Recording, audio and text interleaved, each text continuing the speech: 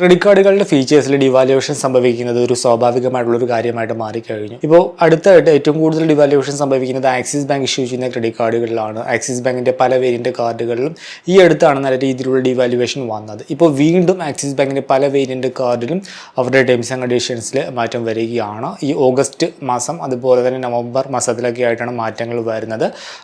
വരുന്ന പ്രധാനപ്പെട്ട മാറ്റങ്ങൾ നോക്കിക്കഴിഞ്ഞാൽ ഒന്നാമത്തേത് DCC ചാർജിലാണ്. DCC ചാർജ് നിലവിൽ 1.5%. അത് പല കാർഡിലും 2% ഉയർത്തുന്നുണ്ട്.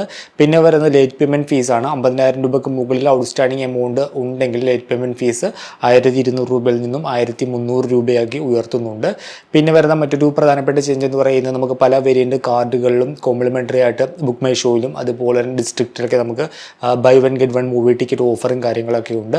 അത് കിട്ടണം എന്നുണ്ടെങ്കിൽ പ്രീവിയസ് ക്വാർട്ടറിൽ എത്ര രൂപ സ്പെൻഡ് ചെയ്യണം അങ്ങനെയുള്ള ക്രൈറ്റീരിയയും കാര്യങ്ങളൊക്കെ പുതുതായിട്ട് കൊണ്ടുവരുന്നുണ്ട്. പിന്നെ വരുന്ന മറ്റൊരു പ്രധാനപ്പെട്ട മാറ്റം ആക്സിസ് ബാങ്കിൻ്റെ ചില വേരിയൻ്റ് പ്രീമിയം കാർഡുകളിൽ നമുക്ക് പ്രയോറിറ്റി പാസ് ഉപയോഗിച്ച് ഇന്ത്യക്കുള്ളിലെ ഡൊമസ്റ്റിക് എയർപോർട്ട് ലോഞ്ചും ആക്സസ് ചെയ്യാനായിട്ട് സാധിച്ചിരുന്നു. അത് ഇനി മുതൽ നടക്കില്ല. ഇങ്ങനെയുള്ള കുറച്ചധികം മാറ്റങ്ങളാണ് വരുന്നത്. സോ വരുന്ന പ്രധാനപ്പെട്ട മാറ്റങ്ങൾ എന്തൊക്കെയാണെന്ന് ഡീറ്റെയിൽ ആയിട്ട് നോക്കാം. Welcome to another video.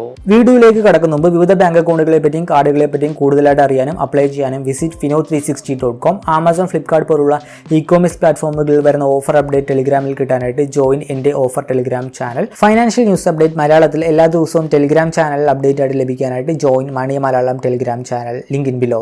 ആദ്യത്തെ മാറ്റം വരുന്നത് DCC ചാർജിലാണ്. നമ്മളുടെ കാർഡ് ഉപയോഗിച്ച് വിദേശത്തെ ATM വഴി ട്രാൻസാക്ഷൻ ചെയ്യുമ്പോൾ അല്ലെങ്കിൽ വിദേശത്തെ മർച്ചന്റ് പേയ്മെന്റ് ചെയ്യുന്ന സമയത്ത് അവിടുത്തെ ലോക്കൽ കറൻസിയിൽ പ്രോസസ്സ് ചെയ്യുന്നതിന് പകരം ആ ഒരു പേയ്മെന്റ് ഇന്ത്യൻ കറൻസിയിൽ പ്രോസസ്സ് ചെയ്യുമ്പോൾ വരുന്ന ഒരു ചാർജാണ് ഈ ഒരു DCC ചാർജ്. അതിപ്പോൾ നിലവിൽ 1.5% പ്ലസ് GST ആണ്. ഡൈനാമിക് കറൻസി കൺവെർഷൻ ചാർജിൽ വരുന്ന മാറ്റം നോക്കിക്കഴിഞ്ഞാൽ ബർഗണ്ടി കാർഡാണെങ്കിൽ അത് 1.5%-ൽ നിന്നും 2% മാറുകയാണ്.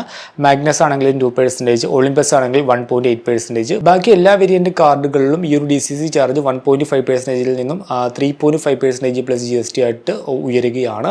ഓഗസ്റ്റ് 28 മുതലാണ് ഇത് പ്രാബല്യത്തിൽ വരുന്നത്. മറ്റൊരു ചേഞ്ച് വരുന്നത് ലേറ്റ് പേയ്മെന്റ് ഫീസിലാണ്. നോർമൽ ലേറ്റ് പേയ്മെന്റ് ഫീസിൽ മാറ്റങ്ങളോ കാര്യങ്ങളോ ഒന്നുമില്ല.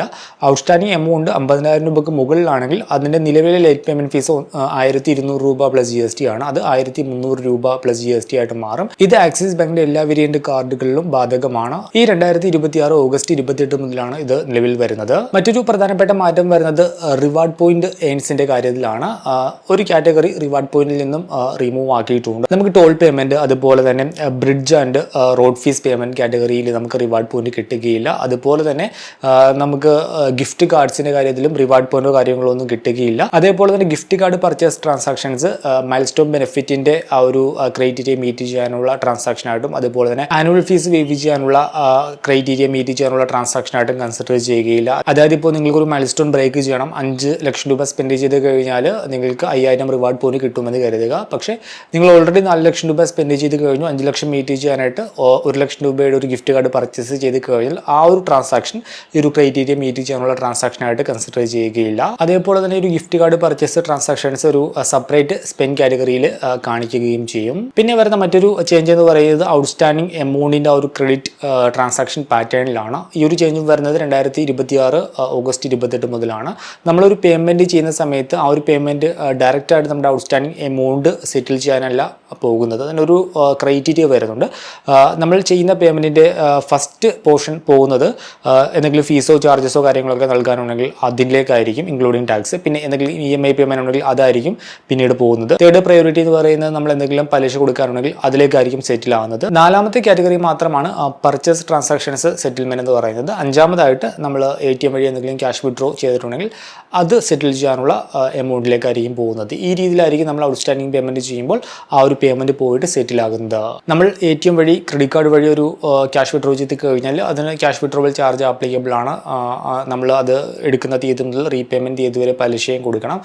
നിങ്ങൾ ആ ഒരു എമൗണ്ട് റീപേ ചെയ്യുന്ന സമയത്ത് നിങ്ങളുടെ കാർഡിൽ എന്തെങ്കിലും EMI കാര്യങ്ങളൊക്കെ ഉണ്ടെങ്കിൽ പേ ചെയ്യുമ്പോൾ എമൗണ്ട് കുറവാണെങ്കിൽ ആ പേ ചെയ്യുന്ന എമൗണ്ട് ആദ്യം പോയിട്ട് സെറ്റിൽ ആകുന്നത് ആ ഒരു EMI-യിലേക്കായിരിക്കും. നിങ്ങൾ വിചാരിക്കുന്നത് ആ റീപേ ചെയ്യുന്ന എമൗണ്ട് നിങ്ങൾ ATM വഴി വിഡ്രോ ചെയ്ത ക്യാഷ് എമൗണ്ടിലേക്കായിരിക്കും സെറ്റിൽ ആകുന്നതെന്നാണ്. പക്ഷേ അത് പോകുന്നത് ആദ്യത്തെ പ്രയോറിറ്റി പ്രയോറിറ്റി എന്ന രീതിയിൽ EMI ആയിരിക്കും. ഈ രീതിയിലാണ് ഔട്ട്സ്റ്റാൻഡിംഗ് എമൗണ്ടിന്റെ അലോക്കേഷൻ വർക്ക് ചെയ്യുക.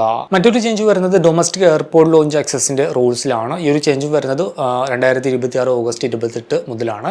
ആക്സിസ് ബാങ്കിന്റെ പല പ്രീമിയം വേരിയന്റ് കാർഡുകളിലും നമുക്ക് കിട്ടുന്ന പ്രയോറിറ്റി പാസ് ഉപയോഗിച്ച് ഡൊമസ്റ്റിക് എയർപോർട്ട് ലോഞ്ചും ആക്സസ് ചെയ്യാനായിട്ട് സാധിച്ചിരുന്നു. 2026 ഓഗസ്റ്റ് 28 മുതൽ പ്രയോറിറ്റി പാസ് ഉപയോഗിച്ച് നമുക്ക് ഡൊമസ്റ്റിക് എയർപോർട്ട് ലോഞ്ച് ആക്സസ് ചെയ്യാനായിട്ട് സാധിക്കില്ല. നമ്മളുടെ ആക്സിസ് ബാങ്കിന്റെ കാർഡും അതുപോലെ തന്നെ എലിജിബിൾ ആയിട്ടുള്ള ഒരു ബോർഡിംഗ് പാസ് നമ്മൾ സബ്മിറ്റ് ചെയ്യണം. ഈ ഒരു ചേഞ്ച് എഫക്ട് ചെയ്യുന്നത് ആക്സിസ് ബാങ്കിന്റെ മാഗ്നസ് കാർഡ്, അതുപോലെ തന്നെ Magnus burgundy card, Burgundy private card, reserve credit card, Olympus credit card, അതേപോലെ തന്നെ ആക്സിസ് ബാങ്കിന്റെ പ്രൈമസ് വേരിയന്റ് ക്രെഡിറ്റ് കാർഡ് എന്നിവയാണ്. മറ്റൊരു ചേഞ്ച് വരുന്നത് പല കാർഡിലും നമുക്ക് കിട്ടുന്ന ലൈഫ് സ്റ്റൈൽ ബെനിഫിറ്റിലാണ്. 2026 നവംബർ 1 മുതലാണ് ഈ ഒരു ചേഞ്ച് നിലവിൽ വരുന്നത്. ചേഞ്ച് നോക്കിക്കഴിഞ്ഞാൽ നമുക്ക് ആക്സിസ് ബാങ്കിന്റെ ചില കാർഡുകൾ സെലക്ട് വേരിയന്റ് ക്രെഡിറ്റ് കാർഡ്, അതേപോലെ തന്നെ ആക്സിസ് ബാങ്കിന്റെ privilege variant credit card, my zone variant credit കാർഡുകളിലൊക്കെ ഡിസ്ട്രിക്ട് പ്ലാറ്റ്ഫോമിൽ buy one get one movie ticket offer ഉണ്ട്. നിലവിൽ അതിന് പ്രത്യേകിച്ച് സ്പെൻഡ് ബേസ്ഡ് ക്രൈറ്റീരിയോ കാര്യങ്ങളൊന്നുമില്ല. എന്നാൽ നവംബർ 1 മുതൽ പ്രീവിയസ് ക്വാർട്ടറിൽ, അതായത് പ്രീവിയസ് 3 മന്തിൽ നമ്മളുടെ കാർഡ് ഉപയോഗിച്ച് മിനിമം 25,000 രൂപയ്ക്ക് മുകളിൽ സ്പെൻഡ് ചെയ്താൽ മാത്രമേ ആ ഒരു ഓഫർ കിട്ടുകയുള്ളൂ. നെക്സ്റ്റ് ഒരു ചേഞ്ച് വരുന്നത് നമുക്ക് ബുക്ക് മൈ ഷോ ഓഫറിലാണ്. നിയോ ക്രെഡിറ്റ് കാർഡിൽ നമുക്ക് ഒരു ഓഫർ വരുന്നുണ്ട്. ആ ഒരു ഓഫർ കിട്ടണം എന്നുണ്ടെങ്കിൽ പ്രീവിയസ് 3 മന്തിൽ മിനിമം 25,000 രൂപയ്ക്ക് മുകളിൽ നിയോ ക്രെഡിറ്റ് കാർഡ് ഉപയോഗിച്ച് സ്പെൻഡ് ചെയ്യണം. എങ്കിൽ മാത്രമേ നമുക്ക് ബുക്ക് മൈ ഷോയിലെ ഓഫർ നമുക്ക് കിട്ടുകയുള്ളൂ. മറ്റൊരു ചേഞ്ച് വരുന്നത് ആക്സിസ് ബാങ്കിന്റെ സെലക്ട് വേരിയന്റ് ക്രെഡിറ്റ് കാർഡിന്റെ മൈൽസ്റ്റോൺ ബെനിഫിറ്റിലാണ്. നമ്മൾ ആക്സിസ് ബാങ്കിന്റെ സെലക്ട് വേരിയന്റ് ക്രെഡിറ്റ് കാർഡിൽ ആനിവേഴ്സറി ഇയറിൽ 3 ലക്ഷം രൂപ സ്പെൻഡ് ചെയ്താലും നമുക്ക് പിന്നീടും നമുക്ക് മൈൽസ്റ്റോൺ ബെനിഫിറ്റ് അൺലോക്ക് ആയി കിട്ടും. പിന്നെ വരുന്ന നെക്സ്റ്റ് ചേഞ്ച് എന്ന് പറയുന്നത് നമുക്ക് പല കാർഡിലും കോംപ്ലിമെന്ററി ആയിട്ട് പല മെമ്പർഷിപ്പും കിട്ടാറുണ്ട്. ഈ മെമ്പർഷിപ്പ് റിന്യൂ ചെയ്യുന്ന സമയത്ത് നമ്മളുടെ ഒരു കൺസേൺ, അതായത് നമ്മളൊരു അനുവാദം കൊടുക്കേണ്ടതായിട്ടുണ്ട്. നമ്മളുടെ അപ്രൂവൽ കിട്ടിയാൽ മാത്രമേ ആ ഒരു മെമ്പർഷിപ്പ് റിന്യൂ ആവുകയുള്ളൂ.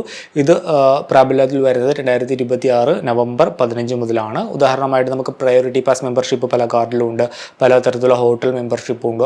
അപ്പോൾ ഈ ഒരു മെമ്പർഷിപ്പൊക്കെ കാർഡിൻ്റെ ഭാഗമായിട്ട് നമുക്ക് കോംപ്ലിമെൻ്ററി ആയിട്ട് കിട്ടുന്നതാണ്. ഇത് നമുക്ക് നെക്സ്റ്റ് ഇയറിലും വീണ്ടും കിട്ടണം എന്നുണ്ടെങ്കിൽ അതിന് നമ്മളുടെ കൺസേൺ, നമ്മൾ അനുവാദം കൊടുക്കേണ്ടതായിട്ടുണ്ട്. ഇത് ആപ്ലിക്കബിൾ ആയിട്ടുള്ളത് Magnus card, Burgundy card, Burgundy private card, reserve card, Olympus card, select variant credit കാർഡുകളിലാണ്. നെക്സ്റ്റ് ഒരു ചേഞ്ച് വരുന്നത് ബർഗണ്ടി പ്രൈവറ്റ് വൺ കാർഡിന്റെ ആനുവൽ ഫീസിലാണ്. ആ ഒരു കാർഡ് കോംപ്ലിമെൻ്ററി ആയിട്ട് കിട്ടുന്നത് ആക്സിസ് ബാങ്കുമായിട്ട് ഒരു മിനിമം TRV കീപ്പ് ചെയ്യുന്ന ക്ലയൻസിനാണ്. അതായത് മിനിമം TRV എന്ന് പറയുന്നത് 5 കോടി രൂപ എങ്കിലും നമ്മൾ മിനിമം നമ്മളുടെ ടോട്ടൽ റിലേഷൻഷിപ്പ് വാല്യൂ ആയിട്ട് കീപ്പ് ചെയ്യണം. 5 ലക്ഷം രൂപക്ക് മുകളിൽ കീപ്പ് ചെയ്ത് കഴിഞ്ഞാൽ ഈ ഒരു കാർഡ് നമുക്ക് ഫ്രീ ആയിട്ട് കോംപ്ലിമെൻ്ററി ആയിട്ട് കിട്ടും. എന്നാൽ നമ്മളുടെ ടോട്ടൽ റിലേഷൻഷിപ്പ് വാല്യൂ 5 കോടി രൂപക്ക് താഴേക്ക് പോയി കഴിഞ്ഞാൽ ഈ ഒരു കാർഡിന് ആനുവൽ ചാർജ് ആപ്ലിക്കബിൾ ആണ്. നിലവിലെ ആനുവൽ ചാർജ് എന്ന് പറയുന്നത് 50,000 രൂപയാണ്. ആ ഒരു ആനുവൽ ചാർജ് 1 ലക്ഷം രൂപ പ്ലസ് GST ആയിട്ട് ഉയരും. ആക്സിസ് ബാങ്കിന്റെ ക്രെഡിറ്റ് കാർഡുകളിൽ വരുന്ന ഈ പുതിയ മാറ്റങ്ങളെ പറ്റിയുള്ള നിങ്ങളുടെ അഭിപ്രായം കമന്റ് ആയിട്ട് രേഖപ്പെടുത്തുക. മറ്റൊരു വീഡിയോയിൽ മറ്റൊരു ടോപ്പിക്കുമായി കണ്ടുമുട്ടാമെന്ന പ്രതീക്ഷയോടുകൂടി